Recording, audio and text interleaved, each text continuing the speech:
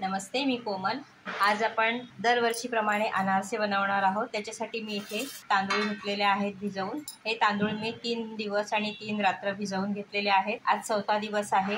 आपण याच्यातला पाणी गाळून काढणार आहोत आणि एका कॉटनच्या कपड्यावरती हे 1 तासभर पंख्याखालीच वाळवून घेणार आहोत।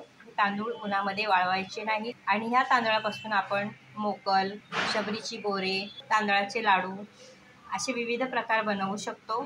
तांदूळ धुवून किंवा वाळवून त्याचा रवा कसा तयार करायचा याचा व्हिडिओ मी शेअर केलेला आहे चॅनलवरती, तर ते तुम्ही पाहून घ्या। प्लेलिस्टमध्ये सुद्धा तुम्हाला पाहायला मिळेल। नाहीच सापडला तर मला। आणि आता आपण याच्यातलं पाणी काढायचं आहे गाळून आणि हे आपण एका कॉटनच्या कपड्यावरती वाळत लावणार आहोत। मी इथे घरामध्येच पंख्याखाली हे तांदूळ वाळत लावलेले आहेत। ते आपण 1 तासभर वाळवून घेणार आहोत। इथे तांदूळ व्यवस्थित सुकलेले आहेत। आता आपण हे मिक्सरमध्ये वाटून घेणार आहोत।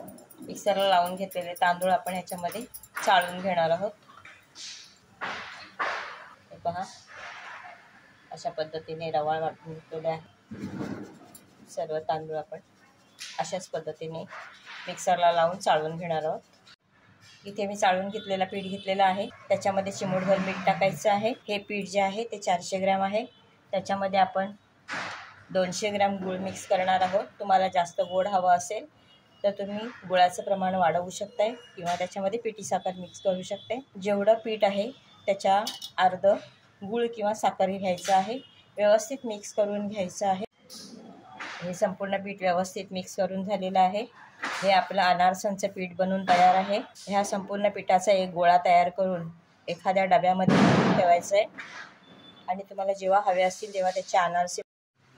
इथे आपण हे अनारसांचा पीठ तयार करून घेतलेला आहे।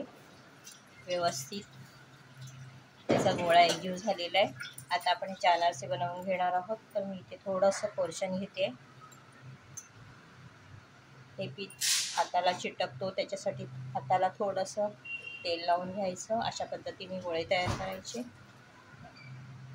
आणि इथे मी खसखस घेतलेली आहे। त्या खसखसवरती हे थापून घ्यायचं आहे। तुम्हाला जेवढे लहान मोठे हवे असतील तेवढ्या आकारामध्ये ते थापून घ्यायचे। हे पहा, अशा पद्धतीने आणि गरम तेलामध्ये किंवा तुपामध्ये तळून घ्यायचे आहे। खसखस लावलेली बाजू वरच्या साईडला ठेवायची आहे आणि अशाच पद्धतीने ते तळून घ्यायचे। अशा पद्धतीने हे दिवाळी स्पेशल अनारसे बनवून तयार आहेत। तर तुम्ही एकदा नक्की ट्राय करा। आवडल्यास लाईक करा, फ्रेंड्स फॅमिली बरोबर शेअर करा, कमेंट करायला विसरू नका। धन्यवाद।